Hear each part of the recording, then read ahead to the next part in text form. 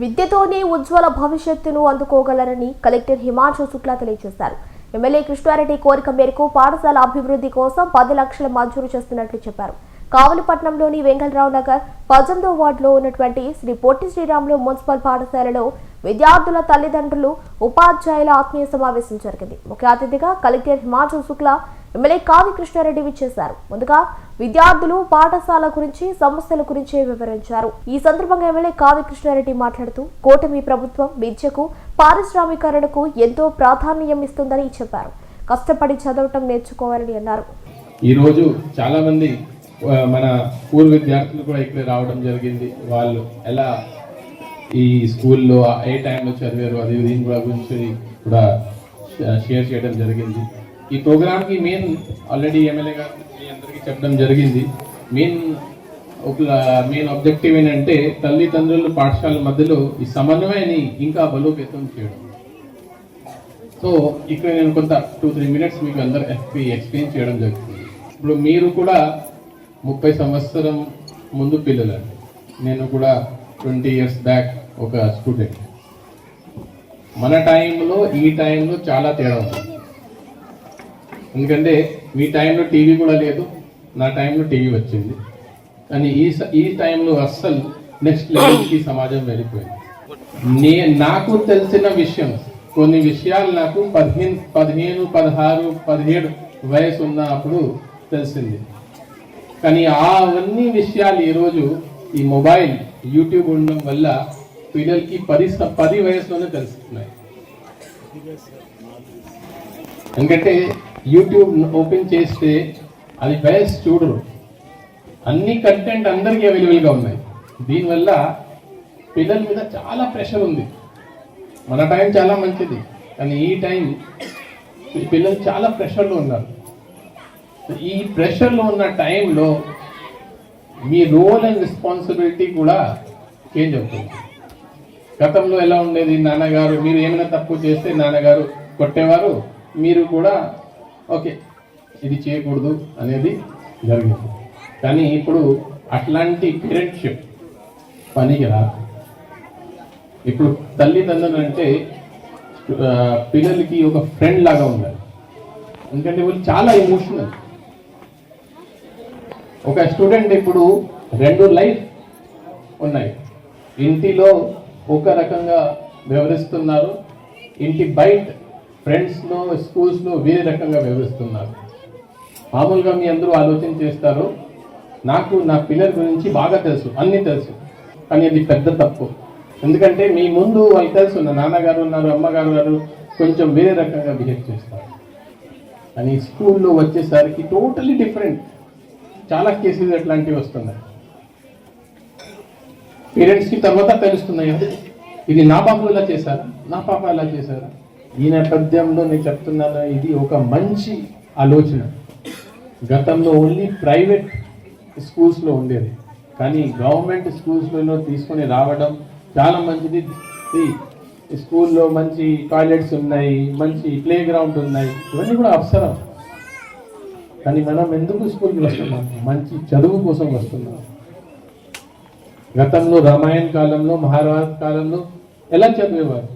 ఏం లేదు, ఒక చెట్ల కింద కూర్చొని చదివేవారు. లైఫ్లో ముఖ్యం అంటే ఒక మంచి టీచర్ ముఖ్యం. ఈ ఫెసిలిటీస్ కానీ ఇవన్నీ ఓకే ఉంటే బాగుంటుంది, లేకపోతే కూడా సమస్య లేదు. కానీ మంచి చదువు అనేది చాలా ఇంపార్టెంట్. దీనికోసం మంచి టీచర్స్ ఉండాలి, టీచర్స్తో సమన్వయ భావన ఉండాలి. ఈ నేపథ్యంలో ఈరోజు మార్నింగ్ కూడా కొన్ని స్కూల్స్కి నేను విజిట్ చేశాను. ఇప్పుడు కూడా ఇక్కడ రావడం జరిగింది. మంచి ఆలోచనతో ఈ ప్రోగ్రామ్ పెట్టడం జరిగింది. చాలా మంది పిల్లలు ఉన్నారు, తల్లిదండ్రులు తక్కువ ఉన్నారు. కానీ నా రిక్వెస్ట్ అంటే మీరు వాళ్ళకి సమాచారం పంపించండి. అంటే మామూలుగా పిల్లలకి ఫ్రెండ్స్ ఉంటాయి, కానీ బెస్ట్ ఫ్రెండ్ అంటే అమ్మగారు, నాన్నగారు. ఎక్కడ నాన్నగారు, అమ్మగారు బెస్ట్ ఫ్రెండ్స్ ఉంటే ఆ పిల్లలు ఖచ్చితంగా పైకి వెళ్ళిపోతారు. So don't act like parents, act like friends. So ఈ మంచి ప్రోగ్రామ్ అండి, రాబోయే రోజులు కూడా ఇలాగే జరగాలి. ఇట్లాంటి ప్రోగ్రాంలు రావడం నాకు చాలా సంతోషం. ఓకే, సో ఎమ్మెల్యే గారు ఒకటి రిక్వెస్ట్ పెట్టారు, అది కూడా శాంక్షన్ చేస్తున్నాము. ఈరోజు మేము మీకు మంచి బట్టలు ఇచ్చి శుద్ధంగా తలదూపి మంచిగా స్నానం చేపించి మీ తల్లిదండ్రులు క్లాసు రూమ్కి పంపిస్తున్నారంటే మీ తల్లి తండ్రులు ఎంత మీ మీద నమ్మకాన్ని పెంచుకున్నారో మీరు కూడా ఆలోచించాలి. వాళ్ళకి జన్మనిచ్చారు, మీకు మీరేం రుణం తెచ్చుకుంటారు వాళ్ళకి. అందుకనే మన నుదుట రాత రాసింది బ్రహ్మ, కానీ మనకు జన్మనిచ్చింది తల్లి. మన కోసం ఎదుగుదల కోసం తప్పన పడేవాడు మన తండ్రి. అయిపోయింది వాళ్ళ కర్తవ్యం. మనకి జన్మనిచ్చేశారు, మనం ఎదగడానికి ఉపయోగపడుతున్నారు అంతే. కానీ మీ నుదుట రాతను మీ తల్లిదండ్రులు మార్చలేరు. మన నుదుట రాతను మనం మార్చుకోవాలి. యేసు నా జీవితంలో ఒక ఉన్నతమైన స్థాయికి రావాలని ఒక ఆలోచన మీలో రావాలి. ఎక్కడ స్టెప్ ఉంటుందో అక్కడ సక్సెస్ ఉంటుంది. ఎక్కడ శ్రమ పడతామో అక్కడ మనకి విజయం దక్కుతుంది. ఆ విజయం కోసం కళలు కనాల్సిందే, ఆ కళను సాకారం చేసుకోవాల్సిందే, దానికోసం నిరంతరం కూడా కష్టపడాల్సిందే. విద్యార్థులలో ఒక్కసారి ఆలోచించండి. మీ వయసు ఇప్పుడు 11 సంవత్సరాలు, 6వ తరగతి వాళ్ళకి, 10వ తరగతి వాళ్ళకి వస్తే మహా అంటే 15 సంవత్సరాలు. ఇంకా మీ మహా అంటే కష్టపడితే 10 ఏళ్ళు కష్టపడతారు మీరు అందరూ. 10 సంవత్సరాలు చీకటి అందించండి. 10 సంవత్సరాలు అన్నిటికీ దూరంగా రండి.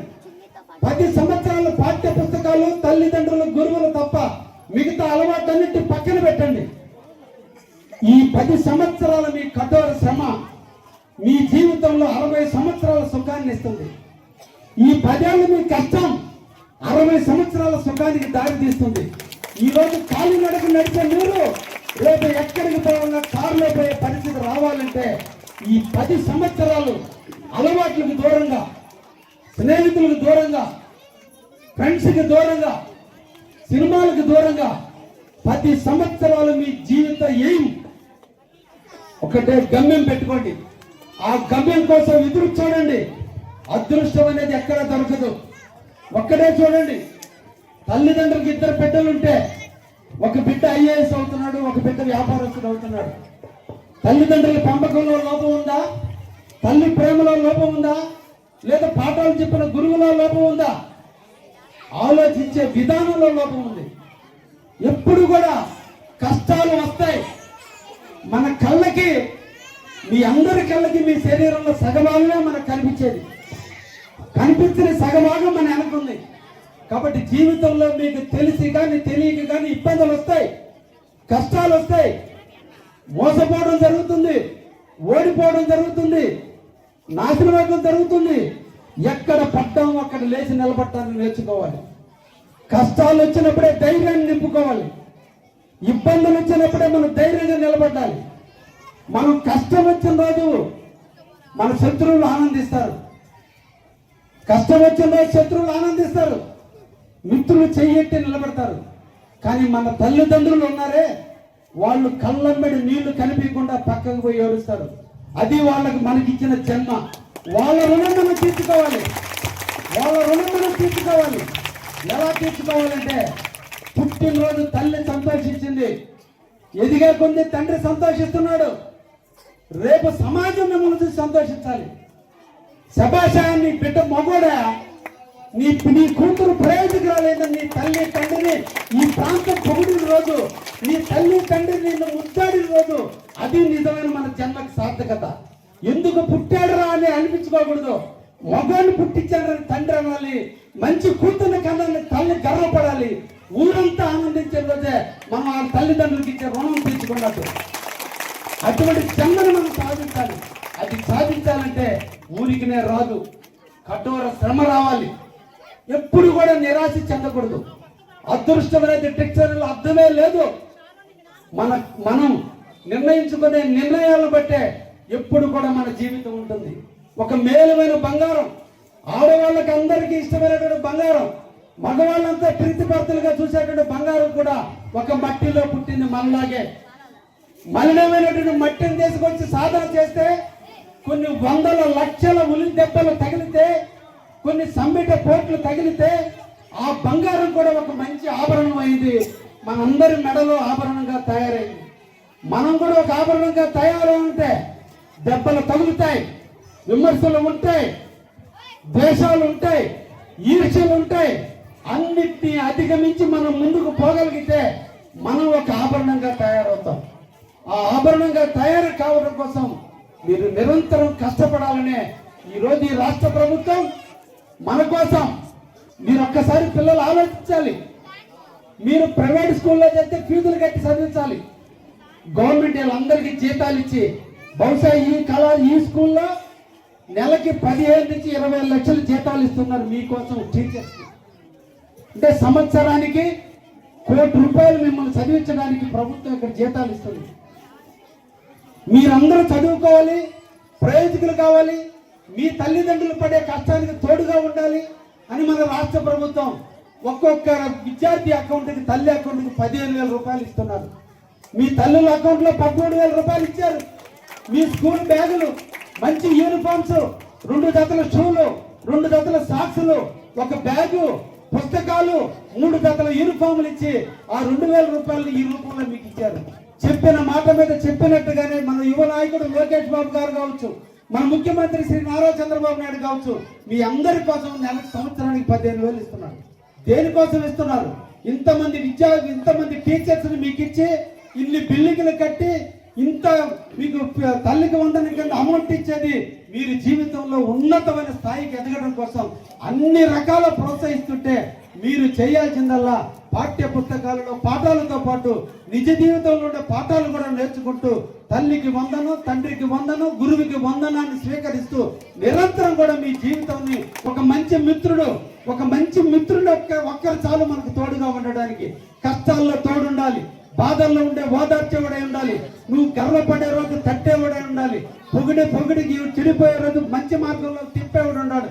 ఒక్కరిని సంపాదించుకోండి మీ క్లాస్ రూమ్లో. అందరితో స్నేహం చేయటం కాదు, ఒక్కరితో స్నేహం చేస్తే వాడు ఆఖరి దాకా చనిపోయేంత వరకు మనతో ఉండే ఒక మిత్రుడు మన పక్కన ఉంటే ఎప్పుడు కూడా మన జీవితంలో ఒడిదుడుకులు వచ్చిన రోజు మనకు అండగా ఉంటాడు. అన్ని విధాలుగా ఉండడం కోసం మీరు తప్పకుండా ఒక మంచి మిత్రుడు పొందండి అని చెప్పి ఈ సందర్భంగా మీకు తెలియజేస్తూ, మంచివాడితో చేరితే ముత్యం చిప్పలాగా ఎదుగుతారు. మంచివాడితో కాకుంటే సలసల సాగే రాయి మీద పడితే ఎలా చెడిపోతారో అలా చెడిపోతారు. కాబట్టి మంచి వాళ్ళతో స్నేహం చేయండి. ప్రతి సమస్యని తల్లిదండ్రులతో పాలు పంచుకోండి. క్లాస్ రూమ్ లో జరిగిన ప్రతి విషయాన్ని కూడా తల్లిదండ్రులకు కంప్లైంట్ రూపంలో కాకుండా మంచిగా చెప్పండి. తల్లిదండ్రుల యొక్క ఆలోచనలు మీరు తీసుకోండి. గురువులు చెప్పిన పాఠాలు శ్రద్ధగా వినండి. గురువులతో ఆప్యాయంగా పలకరించండి. క్లాసు రూమ్కి వచ్చినప్పుడు గురువుకి కాళ్ళకి నమస్కరించండి. ఇళ్ల కాడ రోజు స్కూల్కి వచ్చేటప్పుడు తల్లికి తండ్రికి వంగి నమస్కరించరండి. ఆ నమస్కారంలోనే మీ సంస్కారం వస్తుంది. ఆ సంస్కారంలోనే మీ జీవితానికి ఒక నాంది పలుకుతుందని తెలియజేస్తూ